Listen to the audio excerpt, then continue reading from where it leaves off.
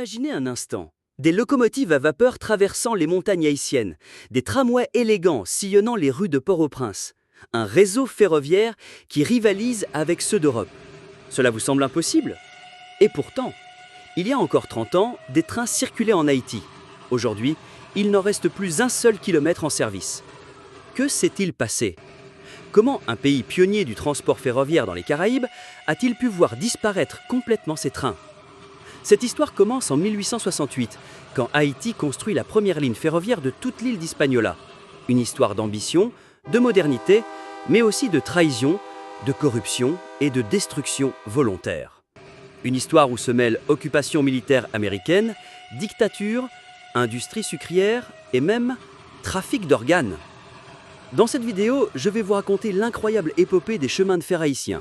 Vous découvrirez comment un tramway a révolutionné Port-au-Prince en 1878, pourquoi l'occupation américaine a paradoxalement détruit les trains et comment un ministre surnommé le vampire des Caraïbes a donné le coup de grâce à tout le réseau ferroviaire. Restez avec moi, car cette histoire va vous surprendre à chaque tournant. Et si vous aimez les histoires de transport et d'histoires méconnues, pensez à vous abonner et à activer la cloche de notification. Notre histoire commence en 1868, seulement 64 ans après l'indépendance d'Haïti.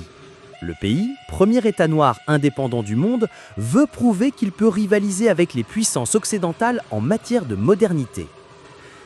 Cette première ligne utilise la traction animale. Des chevaux tirent les wagons sur des rails. C'est rudimentaire, mais c'est un début.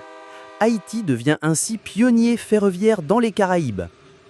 En 1876, tout s'accélère. Des investisseurs new-yorkais obtiennent une concession pour construire un tramway à Port-au-Prince. Ils commandent 6 voitures à Philadelphie. Et le 17 janvier 1878, le premier tramway hippomobile d'Haïti entre en service. La première ligne relie Croix-des-Bossalles au Champ de Mars. Imaginez l'émerveillement des Port-au-Princiens. Pour la première fois, ils peuvent traverser leur ville en quelques minutes, confortablement assis. Mais le rêve tourne au cauchemar. Les voies sont mal construites, les déraillements se multiplient, l'entretien est négligé. Pire encore, la concurrence des omnibus plus flexibles attire les passagers. En 1885, la compagnie fait faillite. Le dernier tramway circule en avril 1888. 10 ans seulement après son inauguration triomphale, le premier système ferroviaire haïtien disparaît. Un échec? Peut-être, mais qui va servir de leçon pour la suite. 1897. 9 ans après l'échec, les Haïtiens ne baissent pas les bras. Le comité des négociants d'Haïti décide de ressusciter le tramway, mais cette fois avec une technologie révolutionnaire, la vapeur. Ils ne font pas les choses à moitié. Une locomotive américaine de 8 tonnes, surnommée President Sam, 5 locomotives allemandes Krauss de 12 tonnes, 3 locomotives belges. C'est un véritable arsenal ferroviaire international qui arrive en Haïti. Le nouveau tramway à vapeur reprend service en avril 1897. Et cette fois, c'est un succès. 3 lignes principales desservent la capitale. La ligne A, du portail Saint-Joseph au Champ de Mars, la ligne B, vers le cimetière, la ligne C, vers la Grande Rue. Pendant 35 ans, de 1897 à 1932, le tramway devient partie intégrante de la vie porto-princienne. Les habitants s'habituent au sifflet de la vapeur, à la fumée des locomotives, au confort de ce transport moderne.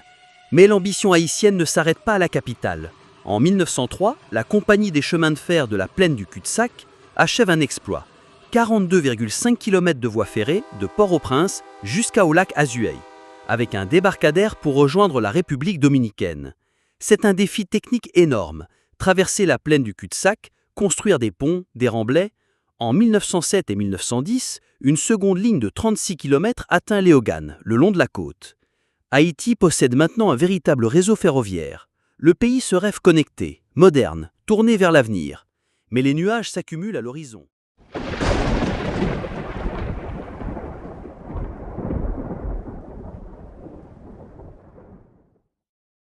« 1910. Le président haïtien François-Antoine Simon signe ce qui semble être le contrat du siècle avec James P. McDonald, un entrepreneur américain. Le projet, une ligne ferroviaire de 320 km reliant Port-au-Prince à Cap-Haïtien à travers tout l'intérieur du pays. Port-au-Prince, Saint-Marc, Véretz, Hinches, Pignon, Cap-Haïtien, un réseau qui unirait enfin tout le pays. Mais McDonald's exige en échange une concession extraordinaire. 2 km de terre de chaque côté de la voie ferrée pour cultiver des bananes, plus le monopole de leur exportation. McDonald's se met rapidement au travail. Il rachète les lignes existantes, les convertit à son écartement standard, prolonge la ligne Cap-Haïtien-Bayonne jusqu'à 39 km, construit 145 km vers Saint-Marc. Mais le coût explose. 3,6 millions de dollars, une fortune colossale pour Haïti. Après 2 lourds versements en 1913, le gouvernement haïtien au bord de la faillite refuse de payer davantage car McDonald's n'a pas respecté ses engagements. Cette crise ferroviaire contribue à déstabiliser complètement les finances haïtiennes. Le pays ne peut plus payer ses dettes, l'instabilité politique s'aggrave.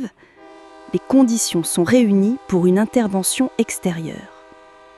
Le 28 juillet 1915, les marines américains débarquent en Haïti. Officiellement pour rétablir l'ordre, mais les intérêts économiques sont énormes. La Banque nationale d'Haïti, contrôlée par New York, est directement liée au chemin de fer McDonald's. Paradoxalement, cette occupation qui devrait développer les infrastructures va signer l'arrêt de mort du transport ferroviaire haïtien. C'est l'un des paradoxes le plus troublants de cette histoire. Les Américains, qui occupent Haïti soi-disant pour développer le pays, manifestent une hostilité claire envers le transport ferroviaire. Ils privilégient systématiquement le développement routier et l'automobile. Pourquoi ? Parce qu'ils contrôlent mieux ces technologies et ces marchés. Les routes créent une dépendance aux véhicules et carburants américains. Mais un nouvel acteur entre en scène. ASCO, la Haitian American Sugar Company. Ouverte en 1912, cette entreprise sucrière emploie plus de 3000 personnes et achète la canne de dizaines de milliers de producteurs. En 1918, ASCO commence à utiliser les lignes ferroviaires pour transporter la canne vers son usine de Port-au-Prince. En 1932, elle absorbe complètement la compagnie PCS, sauvant temporairement le transport ferroviaire. 1932 marque un tournant historique. Le tramway urbain de Port-au-Prince s'arrête définitivement, remplacé par une innovation sociale extraordinaire, les tap-tap. Ces véhicules privés colorés et décorés deviennent le nouveau transport public. Flexibles, adaptifs, artistiques, ils répondent aux besoins de transport, là où le système ferroviaire centralisé avait échoué. Le matériel du tramway n'est pas perdu, il est revendu aux exploitants agricoles et continue à servir dans les campagnes jusqu'en 1970.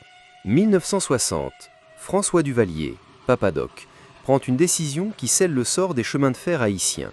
Il ferme 2 des 3 principales lignes ferroviaires. Pourquoi cette hostilité ? Les trains, par leur caractère fixe et prévisible, offrent des opportunités de résistance que la dictature veut éliminer. Contrôler la population passe aussi par contrôler ses déplacements. Mais le véritable bourreau des chemins de fer haïtiens a un nom, Luckner Cambronne, ministre des Travaux publics sous Jean-Claude Duvalier, surnommé le vampire des Caraïbes et le requin. Cet homme, qui a accumulé 10 millions de dollars grâce à la corruption, un tiers du budget national, déclare aux députés en 1972 qu'Haïti n'a pas besoin de chemin de fer. Cambronne entreprend alors le démantèlement systématique de la dernière ligne principale Port-au-Prince-Saint-Marc. Les rails sont volés, le matériel dispersé, certains rails finissent même en réverbère ou dans les tribunes du stade de Cap-Haïtien. 1995, fermeture des dernières lignes, ASCO. 127 ans après sa naissance, le transport ferroviaire haïtien rend son dernier souffle. Comment résumer cette incroyable épopée ? Haïti fut pionnier ferroviaire dans les Caraïbes, possédant un réseau moderne qui aurait pu transformer le pays. Mais l'instabilité politique, intervention étrangère, corruption et absence de vision nationale ont tout détruit. Aujourd'hui, Haïti possède seulement 0,4 km de route par 1000 habitants, contre 7 pour le reste de l'Amérique latine. 80% des routes sont en très mauvais état. Les revenus agricoles sont amputés de 15 à 30% à cause des problèmes de transport. Mais l'histoire n'est peut-être pas finie. En 2024, la Société nationale des chemins de fer haïtiens propose un réseau TGV couvrant tout le pays. Utopie ? Peut-être. Mais les tap-tap nous ont appris qu'Haïti sait innover en matière de transport. Cette histoire vous a plu ? Dites-moi en commentaire si vous connaissiez l'existence des trains en Haïti. Abonnez-vous pour d'autres histoires de transport méconnues. Et à bientôt pour une nouvelle aventure.